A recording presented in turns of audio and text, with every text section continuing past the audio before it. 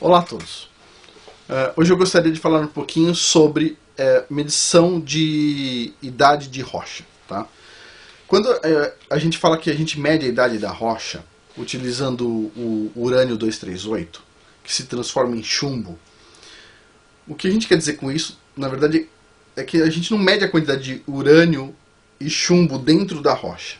A gente mede a quantidade de urânio e chumbo dentro de um mineral chamado zircão, que fica dentro da rocha. Ou seja, quando a rocha se formou, esse mineral zircão permitiu entrar urânio lá dentro, e esse urânio vai se converter em chumbo dentro desse mineral, e utilizando a relação entre o urânio e chumbo lá dentro, a gente vai conseguir saber qual que é a idade desse mineral e, portanto, a idade da rocha. Bom, qual que é o problema disso? Número 1, a gente tem que aceitar que esse mineral zircão, ele recebeu urânio, o urânio entrou lá dentro, mas não entrou nada de chumbo. Porque se entrar o chumbo dentro junto com o urânio, quebrou o método. Tá? Bom, de qualquer forma, o chumbo ele é muito grande, então é razoável acreditar que não vai entrar muito chumbo dentro do zircão. Tá? Bom, a segunda hipótese que é levantada é que a gente tem que conhecer com muita precisão a meia-vida do urânio 238. E como eu mostrei no vídeo anterior, bom, essa meia-vida não é tão bem determinada assim. Mas, tudo bem. Tem uma terceira questão. A terceira questão é, a gente tem que acreditar que essa meia-vida do urânio foi constante durante esses 4,5 bilhões de anos. Ou seja, a velocidade média do decaimento radioativo foi constante, ou mais ou menos constante no tempo. O que não é verdade. Não dá para aceitar isso como verdade. Por quê? Vou fazer uma analogia. Vamos supor que essa linha do tempo de 4 e pouco bilhões de anos fosse uma linha imaginária ligando o Oiapoque ao Chuí, os dois pontos mais extremos do Brasil. Ok? E vamos supor que eu fosse fazer uma viagem de carro entre o Oiapoque e o Chuí. E eu quero saber a velocidade média do carro desse trajeto. Se eu souber se eu conhecer todo o trajeto, fizer todo o trajeto, eu vou falar, bom, em São Paulo eu consegui andar mais rápido, a 100 por hora, por exemplo, no Tocantins eu tive que andar a 50 por hora, no Pará eu tive que andar a 20 km por hora, e assim vai. Eu saberia qual que é a velocidade em vários pontos dessa linha. Agora, eu também poderia utilizar a velocidade média para fazer algumas contas. Seriam não tão precisas, mas ainda assim seriam válidas. Então eu pegaria todo esse percurso e saberia a velocidade média desse percurso. Bom, só que a gente não tem como fazer isso. Não tem. Para o caso do urânio 238, a gente não tem como olhar para esses 4 e poucos bilhões de anos e saber qual que é a velocidade média do decaimento radioativo nesse período. Bom, usando a analogia da minha viagem entre o Oiapoque e o Chuí, se eu utilizasse a velocidade média do decaimento radioativo se eu observasse, tá, durante 1000 anos, seria o equivalente a eu calcular a velocidade média da minha viagem entre o Oiapoque e o Chuí utilizando apenas 1 metro do percurso.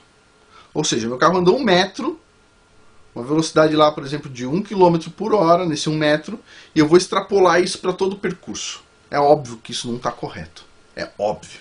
É simples de entender.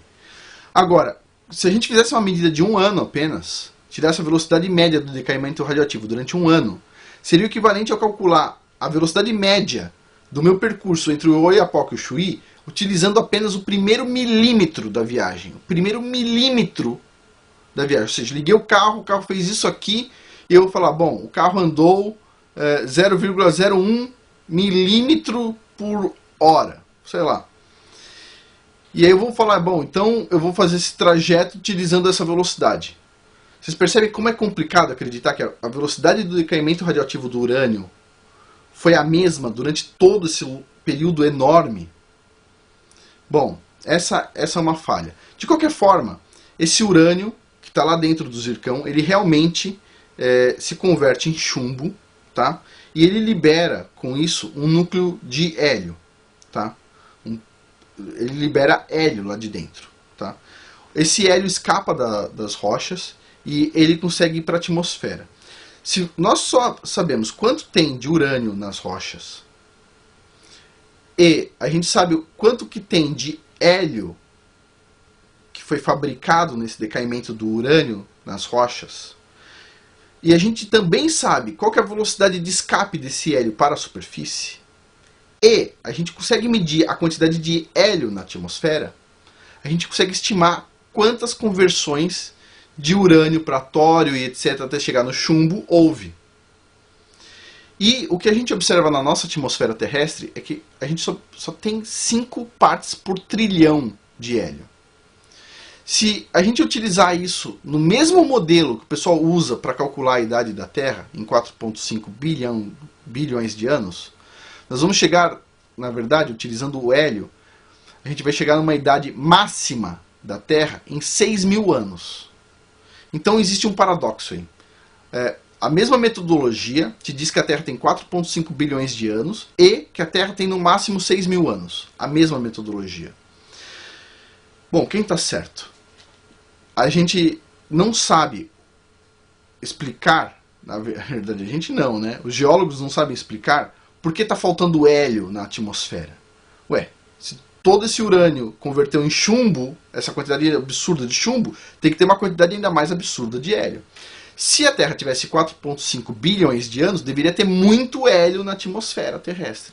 Mas só tem um pouquinho, só 5 partes em 1 trilhão de hélio na atmosfera terrestre. Então, isso indica que a Terra tem no máximo 6.000 anos.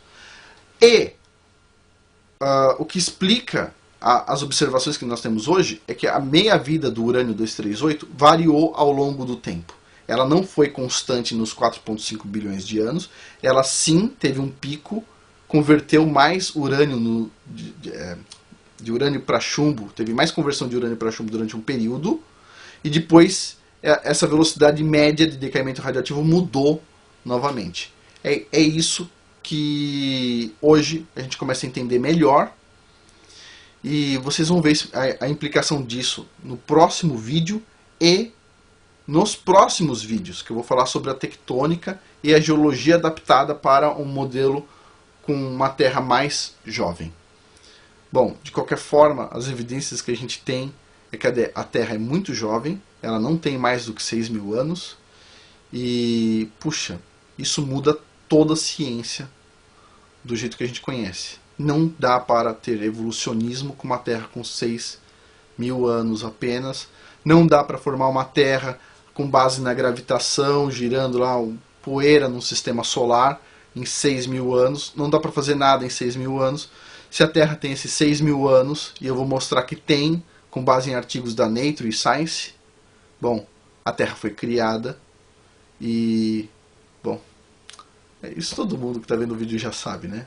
É meio óbvio, mas aguardem o próximo vídeo, vai ser muito interessante. Obrigado.